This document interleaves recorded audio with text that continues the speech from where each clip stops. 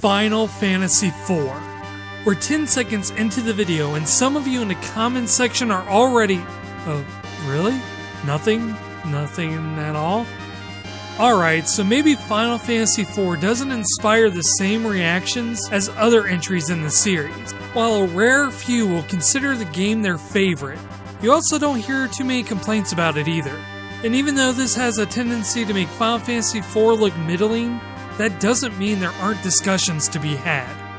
Personally, I don't think people give the game enough credit for what it tries to accomplish. It might not have had the mechanics of 5, or the ensemble cast of 6, but Final Fantasy IV's focus on the narrative is what makes it interesting. There was just something special about how the game told its story that Square Enix decided to re-release it over 7 times. And why I bought it at least 5 of those times. For a game released in 1991, Final Fantasy IV was already tackling mature subjects such as betrayal, revenge, and forgiveness. From the infamous Spoony Bard scene, Tella's sacrifice, Kain's betrayal, Kain's other betrayal, all the religious allusions, Cid's crippling pornography addiction, all this before that game popularized the genre and before stories were being taken seriously in video games.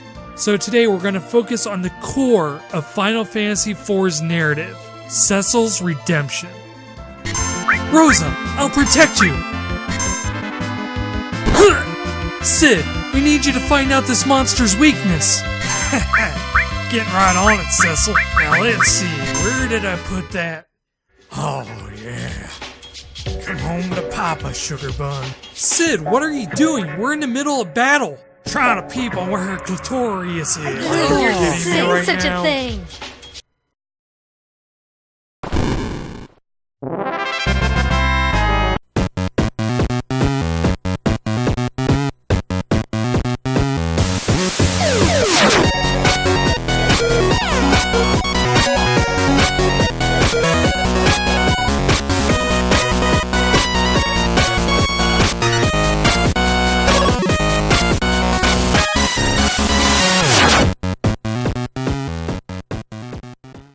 Welcome to Building Character, an in-depth look at some of the greatest moments in gaming.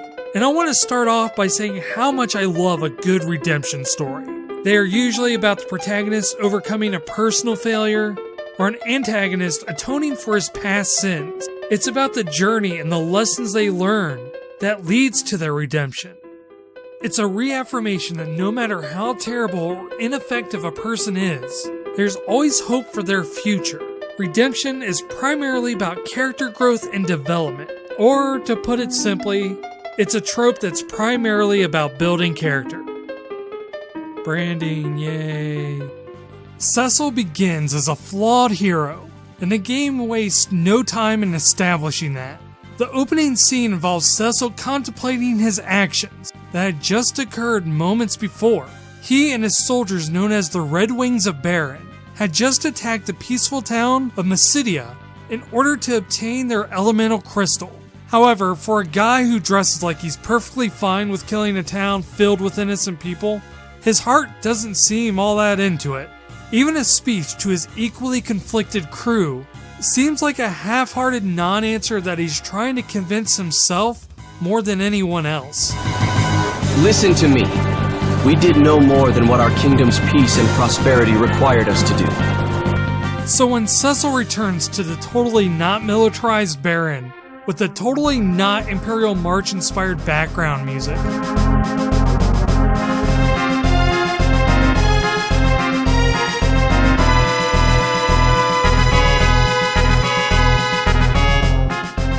he has a talk with the totally not corrupt king, who immediately dismisses Cecil from his post for having even the slightest doubt of the king's entirely benevolent intentions. He then has Cecil deliver a totally not suspicious package that may or may not be used to commit genocide against a race of people who may or may not pose a threat to the king's quote-unquote evil plans. Allegedly. Yeah, no, this game has about as much subtlety with its narrative as a YouTuber does plugging his Patreon. Speaking of which, did you know that this channel has a Patreon? This channel is completely funded by fans and supporters of the show. Notice how the video is more smoother and more crisp? Well, that's all thanks to these fine folks. They are what allow this show to continue without me having to beg you to buy a box full of junk or socks with my face on it that you would just buy ironically. If you want to support the channel, head over to patreon.com/SoberDwarf and pledge to help the show. Your money goes in to help improve the show and you'll get access to behind the scenes footage. Is that too creepy? Get to chat with me on Discord, get some custom pixel art designed by me, and maybe even be able to play a few games with me. And the satisfaction of me not starving to death. That's patreon.com/thesoberdwarf. But wait, hold on. Isn't this supposed to be a redemption story? What exactly did Cecil do wrong? He's been regretful for his actions since the beginning, basically a victim of a Milgram experiment of sorts. And at worst, Cecil treats this whole situation like an employee asked to work his 12th Saturday in a row. He's complicit, sure, but not exactly requiring something as dramatic as a redemption. If you are wondering what the big deal is about, then chances are you're familiar with the Final Fantasy II localization. If you're watching this, you most likely know that Final Fantasy IV was developed and more relevantly, written in Japan. It was then later translated for the North American release, known here as Final Fantasy II. But Japanese and English are two entirely different languages. What I mean is both languages feature a lot of nuance that can't be captured with the literal translation. Localization isn't about translating the words, but also the intent and the context of the words. A basic translation can give you the general idea of a conversation between two characters, or the basic idea of the story, but you might lose important storytelling elements such as tone, personality, or foreshadowing. Final Fantasy IV's American release suffered from a deficient localization.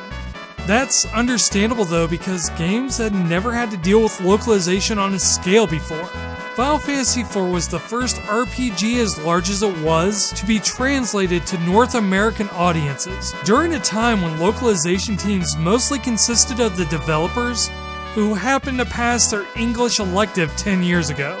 And usually that was enough, since most the game had to do was point you in the general direction of how to progress through it. They simply didn't have room for much of a story, especially in English titles. Japanese is a very dense language, requiring more characters to say the same thing in English. If you think fitting an entire game in 3 megabytes is a tight squeeze, try 256 kilobytes. This meant that the non-native English-speaking translators of Final Fantasy IV had to make some cuts, and a lot of those decisions were ill-informed. For example, this scene where Cecil is lamenting in his room, there's a line where he mentions the king raising him and Kain as his own child, which is completely removed in the American version. I guess removing the line that added sympathy towards the king and giving Cecil a better reason to have conflicted feelings was really worth the extra "the" in this line.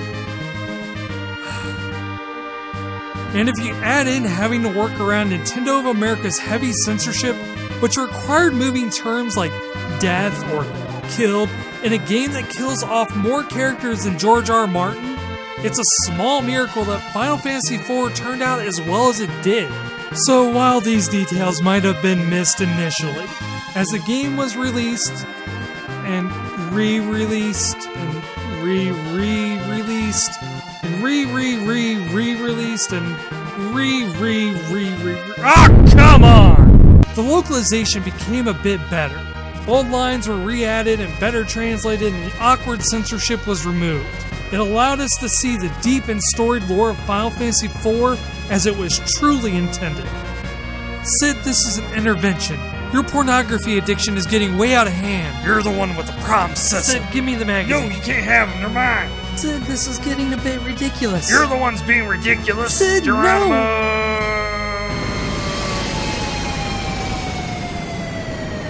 You're the only one that understood me, Sydney.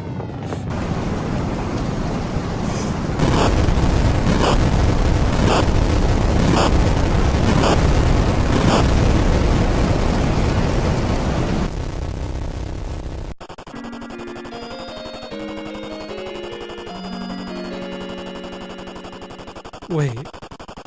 Why did he explode? Thankfully, Final Fantasy IV didn't depend entirely on its cutscenes or dialogue to tell its story. The game also told its narrative through its setting, scening, pacing, gameplay, and mechanics. Fast forwarding through the game, Cecil eventually finds himself in Mysidia, the town that he...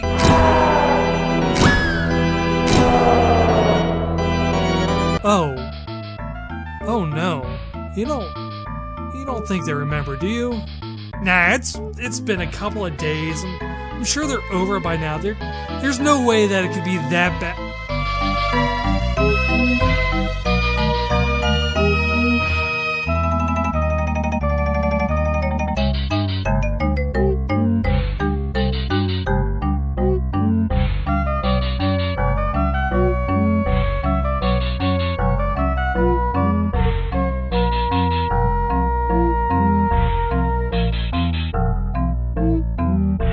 The Mysidians obviously aren't very happy that you returned.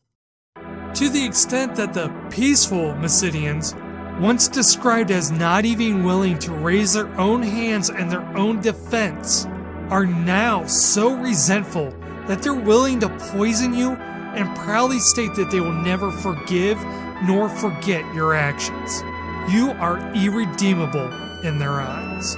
Interesting, due to the fact that since the game's opening, Cecil has been nothing but regretful and repentant.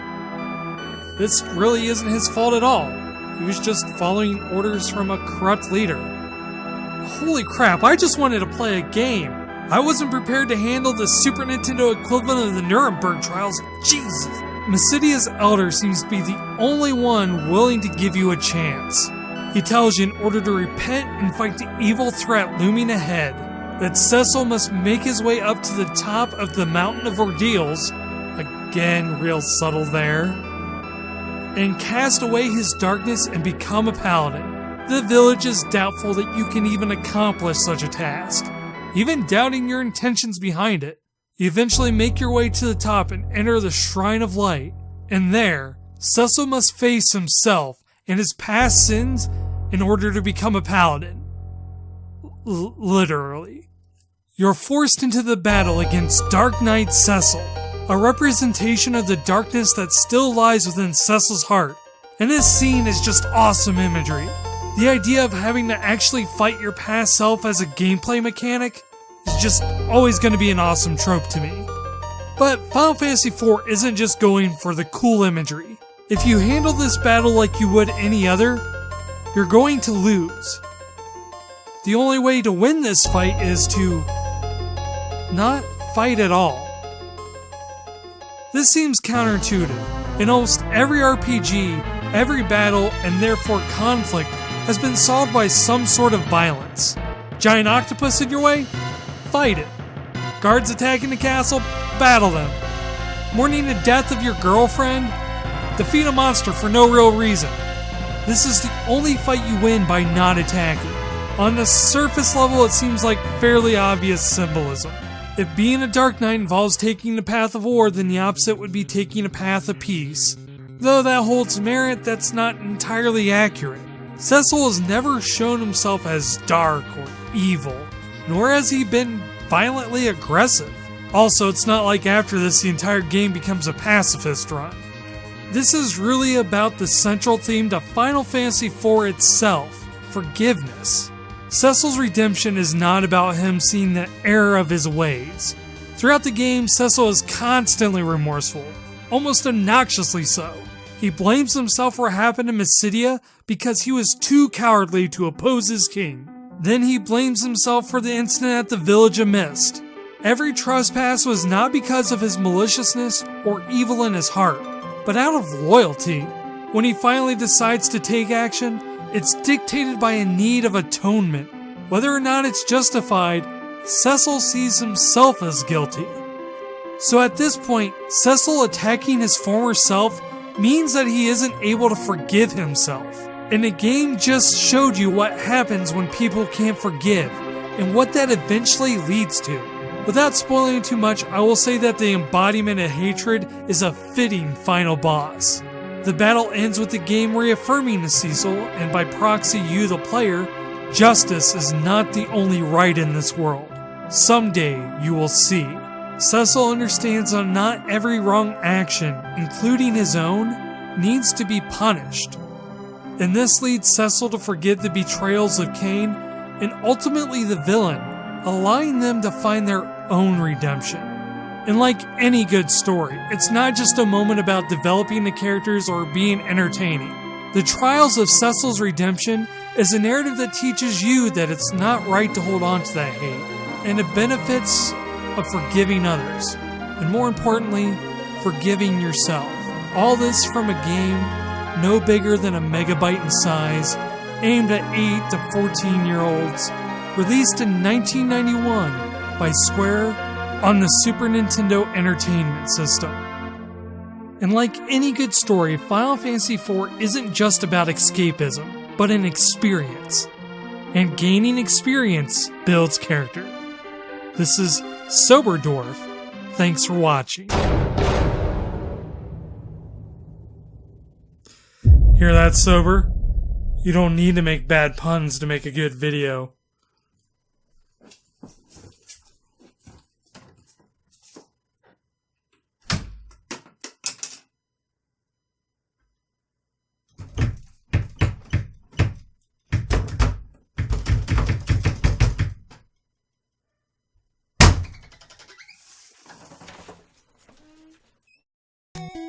Hey, thanks for watching. If you like this video, please remember to comment, like, and subscribe, and leave your ideas for future episodes of Building Character. If you're interested in seeing more, check out my video on why Rude loves Tifa in Final Fantasy VII. Or you can head over to Unseen64's channel, where I talk about the unreleased Bungie game, Phoenix. A very special thanks to Legends of Localization, who provided a lot of info on Final Fantasy IV's localization. You can check more about that in the description below. And again, very special thanks to the patrons who made this show possible.